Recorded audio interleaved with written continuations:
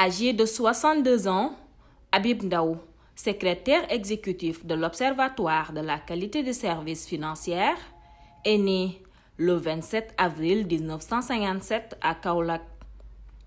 Banquier de profession, il était directeur administratif et financier de l'Agence sénégalaise d'assurance pour le commerce extérieur en 1984.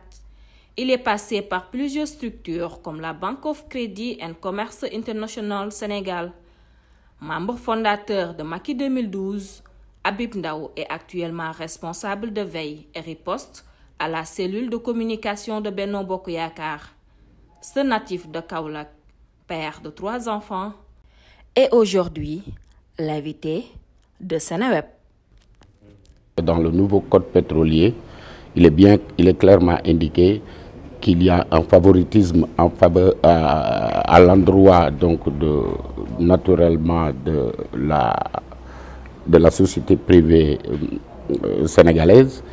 Cependant, il faut, dans le décret d'application, à mon humble avis, verrouiller cela par un système de portage. Qu'est-ce que cela veut dire? Parce que tout le monde sait que Eiffage est une société de droit sénégalais, mais dont les capitaux sont détenus par des étrangers. Il faut faire le système de portage qui consiste à faire une solution très simple, c'est que la participation au capital, il faut que 51% du capital appartienne à des nationaux. On impose ça aux investisseurs qui veulent venir dans un domaine particulier, dans le transport des hydrocarbures, dans le transport des par voie hélicoptère, du personnel sur les plateformes. Tout cela doit être basé sur une association sur le plan du capital entre les investisseurs et des nationaux. Et ne pas seulement s'arrêter à une personne morale de droit sénégalais. Les entreprises ne pourront tirer profit du contenu local que si on y ajoute cette disposition, c'est-à-dire qu'on impose à tout investisseur dans le contenu local d'être en partenariat avec un national à condition que ce national puisse disposer de 51% du capital par voie de portage. C'est la seule façon de faire profiter aux Sénégalais les avantages du contenu local. Sinon, nous tous, on sera des CEO de compagnies étrangères qui vont utiliser notre statut de nationalité sénégalaise pour nous recruter, nous payer 15 millions, 20 millions par mois. Mais on ne doit pas s'arrêter à la recherche d'offres d'emploi. On doit aussi pousser les entreprises, les nationaux, à profiter de l'exploitation du contenu local. Les caisses d'un État ne sont jamais pleines, elles ne sont jamais vides. Ce qui se passe, c'est que nous avons, depuis l'arrivée du président Macky Sall au pouvoir, depuis 2012, nous avons une économie solide qui a suivi une trajectoire ascendante. C'est une croissance soutenue parce que si vous vous souvenez, 2012, nous avons trouvé un pays avec des urgences sociales, des urgences médicales, des urgences agricoles, des urgences sécuritaires, des urgences éducationnelles. Nous avons redressé le pays, le président Macky Sall, grâce à une politique économique cohérente, a redressé le pays et on a commencé à connaître une croissance qui n'est pas descendue depuis. C'est cette trajectoire montante qui ont fait que, actuellement, depuis le 1er juillet 2019, notre pays est passé à pays de low income revenu à middle income revenu, à pays à revenu faible, à pays à revenu intermédiaire. Soyez rassurés, la politique économique, vu sa cohérence et les fondamentaux de notre politique économique et budgétaire et financière, restent solides. Parce que nous avons la croissance avec un déficit maîtrisé de 3%, avec une inflation de 1,8%, et un endettement bien encadré et une dette viable. La combinaison de ces facteurs fait qu'il n'y a pas de péril en la demeure. pour avancer ces allégations, parce que lui-même il a dit que les caisses de l'État sont vides. Et même je pense que Sonko l'a dit. Les caisses de l'État ne sont pas vides. La preuve, c'est que tous les engagements de l'État, particulièrement les engagements qui sont les deux grands postes budgétaires au Sénégal, c'est d'abord le service de la dette. On paye, nous payons la dette régulièrement. On ne peut pas dire que c'est une hausse. On n'a pas répercuté la hausse directement. On a plus ou moins ajusté un tout petit peu, parce que si on avait appliqué la vérité des prix, l'essence coûterait peut-être 1000, 1500. Le litre, l'électricité allait coûter peut-être, au lieu de 90 francs le kilowatt-heure, ça allait coûter peut-être 350 ou 250 comme du temps du plan Takal. Donc, il était tout à fait concevable qu'il y ait un minimum d'ajustement. Ça, le gouvernement l'a fait pour deux raisons. La première, c'était pas parce qu'il y avait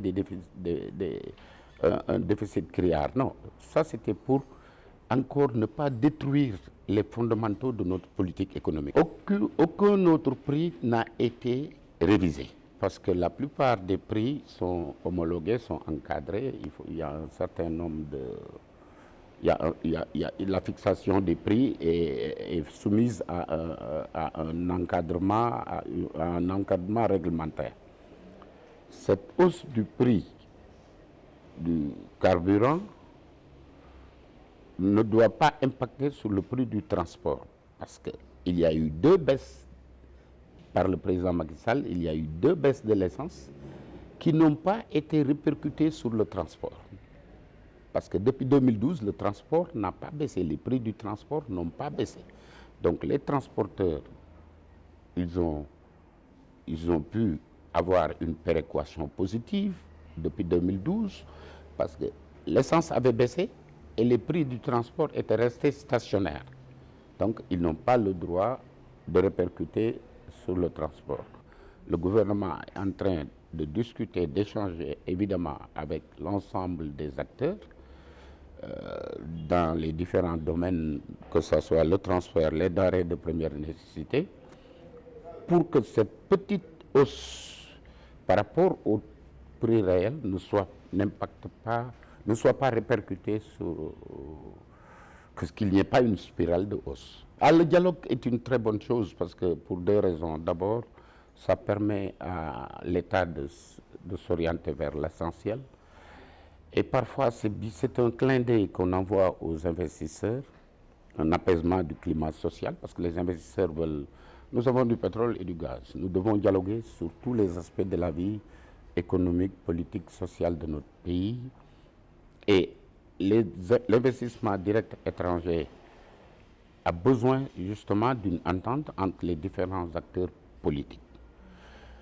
Il y a une volonté aussi politique manifeste du président Macky Sall, après avoir gagné avec 58%, d'appeler tout le monde autour d'une table pour prendre en compte les reproches ou les goulots d'étranglement à notre démocratie. Cependant, ce que le dialogue permet d'arrondir les angles. Permet, parce que en anglais on dit « If there are clouds between you and me, let's put sunshine ». S'il y a des nuages, mettons du soleil. C'est exactement le sens du dialogue. On essaie de mettre autour d'une table, de discuter. Ce n'est pas le dialogue politique uniquement. Il faut que l'opposition fasse confiance à celui qui a gagné les élections avec 58%, celui à qui les Sénégalais ont donné leur suffrage, pour essayer de se mettre autour d'une table, de discuter des questions fondamentales de la démocratie et de l'économie de notre pays et des orientations que propose le président Macky Sall. Le dialogue comporte plusieurs segments. Tant mieux, si ce dialogue va permettre d'élargir de prison M. Khalifa Sall, ou d'octroyer une amnistie à M. Karim Wade, je n'y vois pas d'inconvénient.